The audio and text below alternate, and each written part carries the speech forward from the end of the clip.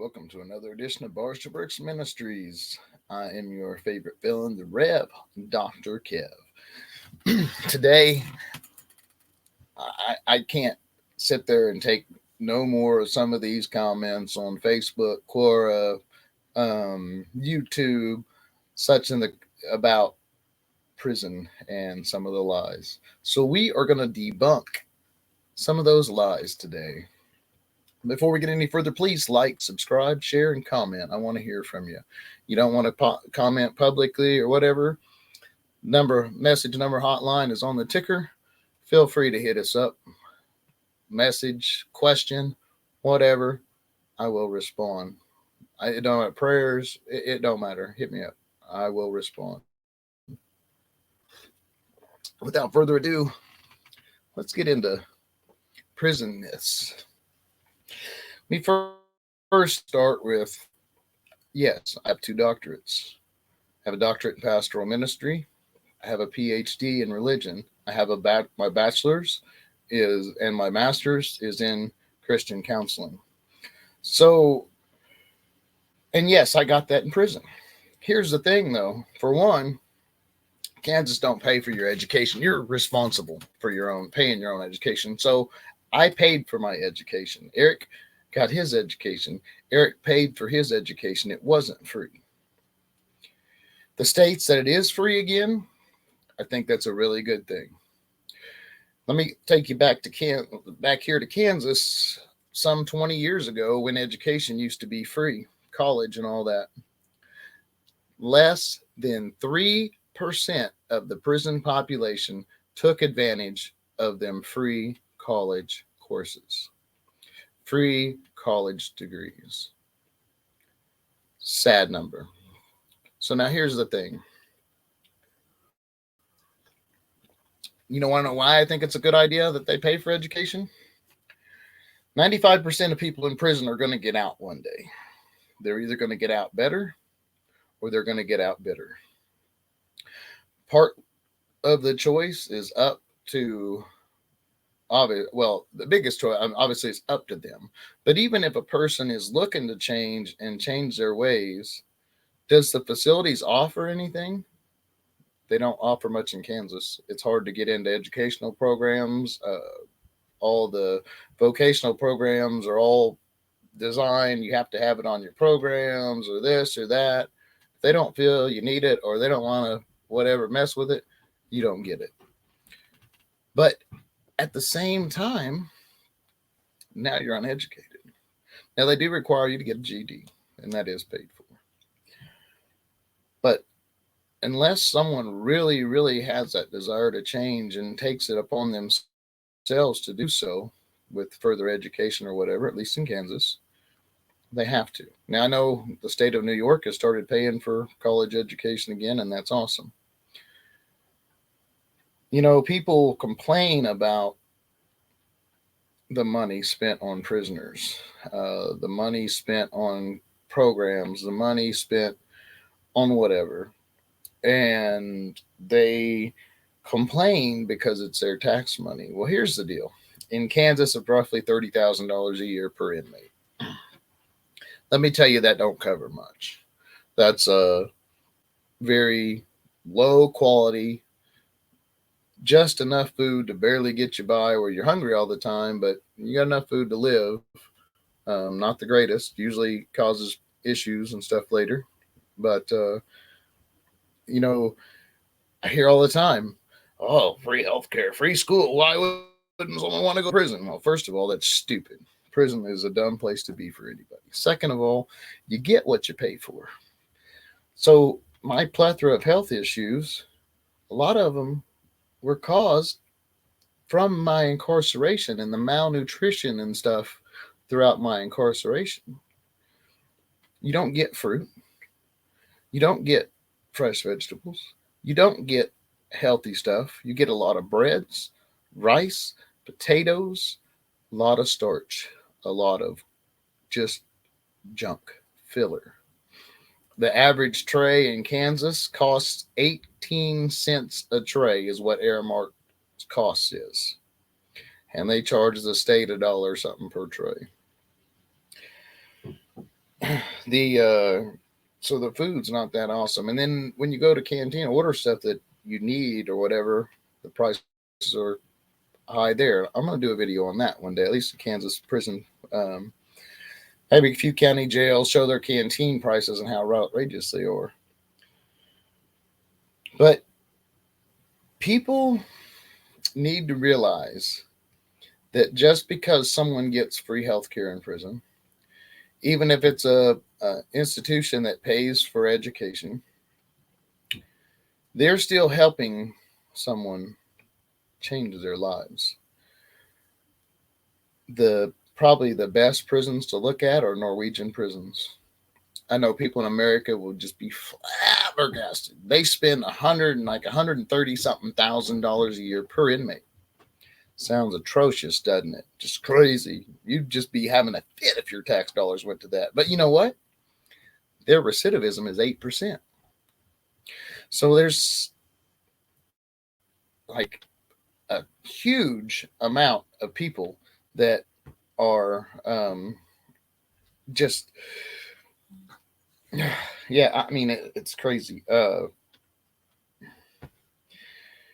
Look, the more money that's spent into helping people, the more someone can help themselves and work on themselves and change themselves. I'm not saying people need to just shell out a bunch of money, but where in the hell did humanity go? So we'll say the Mona Lisa, say someone tried to rob the Louvre or wherever Mona Lisa's at and it got shot with a shotgun. I guarantee you people will be scrambling. No amount of money would matter. They'll spend whatever it takes to restore a painting, but yet don't want to spend money to help a human being. Where are our values in this country? Furthermore, the people, oh, you get free room and board. Well, that room is a 9 by 12 cell. Even when I worked private industry jobs, made $18 an hour, I still had that same cell. But now I had to give 25% of my gross income every year to pay for said cell. I got no special treatment, but had to pay rent. So, and that was DOC extorting me out of rent, not, inmates. That's the system. Where does that money go? I don't know. It supposedly goes several places to inmate benefit funds, stuff like that, to help with the KCI jobs, which are like 25 cents, 40 cents, 60 cents an hour jobs versus $1.05 a day or a higher minimum wage or above wage. But I don't know because places like Aramark, the food provider, contractor, they rip people off. They have all this money they're embezzling that they don't even pay their employees that they're supposed to. They want to say there's only so many slots and this and that when there's a whole bunch more money slots available. And I don't know what they're doing with the money. I know several Aramark people have been indicted over the 20 years I was in prison that from embezzlement and stuff like that. So I don't know. I mean, I can't honestly say that I just know it's probably not going to where it's supposed to be. But that's common with the state. The state steals all the time and misappropriates funds, but it's okay because they're government. They can do that. Not really, but that's how it's seen. That's basically if you call them on, like, yeah, we can do that. You're just a prisoner. Shut up. Mind your business. And but I get so tired of hearing that. It's like, why wouldn't people want to go to? What do you mean? You're not with your families. You're not with the medical care sucks. The education is way harder than it would be on the streets because you're not in a classroom. You have very little. Um, you don't have the necessary social interactions because it's like you're in grade school all 24/7 because it's just that's exactly what prison is. It's a bunch of adult like kids want to play the same games and do the same crap, talk about people, start crap and all that, just as kids do in school. Now, I think more money should be spent into programs and stuff. Look at Norway. Kansas, we have a 35%, 36% recidivism rate. I think I thought it was 33, but it's gone up, and nationally is around 60%. So Norway has less than 8.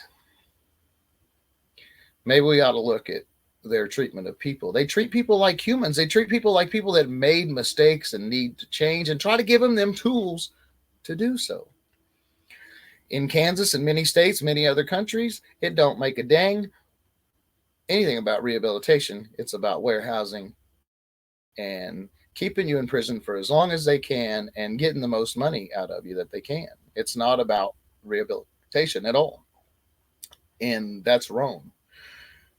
When we pay more attention to objects and things and restoring them than we do people, there's a problem with that. God put people on this earth to be with each other, to communicate, to be social, to grow, not to demolish each other and try to keep everybody down. It's just not the way it should be. I'm trying to think some of the others that I've heard. The education's a big one, and most states don't pay for education, but there are some vocational programs that they cover if it's in your programs, but they're most of the time subpar. Aramark is one of them, which is the food provider, and they teach you how to cook burgers and fries. I mean, granted, that's a job skill. People, we need burger and fry cooks. I do. I like burgers and fries, but that don't necessarily mean it's just like they're degrading people. And there's a masonry class. Masonry is a very good program, but again, it's almost like they treat people like, well, you're criminals. Now you got to get these jobs. And why not push people to get doctorates and better degrees and more education so they can get better jobs? Your job shouldn't be limited by your history in most cases. Some people shouldn't have certain jobs, but you know what I mean. There's just for the most part, your past should not inhibit you or keep you from progressing in the future. None of us are our past. I don't care if you've been to prison or not. You've made mistakes. You've made some bad mistakes. Some of you have made mistakes that could have put you in prison had you got caught. But yet you still want to bash other people and have issues with people that have been in prison. Like we just had it so easy. Uh, like we just got this free ride from the government for everything. And it don't work like that at all. It is more of a struggle being a felon and trying to get on your feet than anything. Part of the problem is people. People who are stuck up, don't have criminal records or whatever, want to judge everybody. It's all fine and dandy till it's amazing. I've seen people I've known for years that their parents would look down on me and everything, childhood friends. All of a sudden, their kids in prison with me.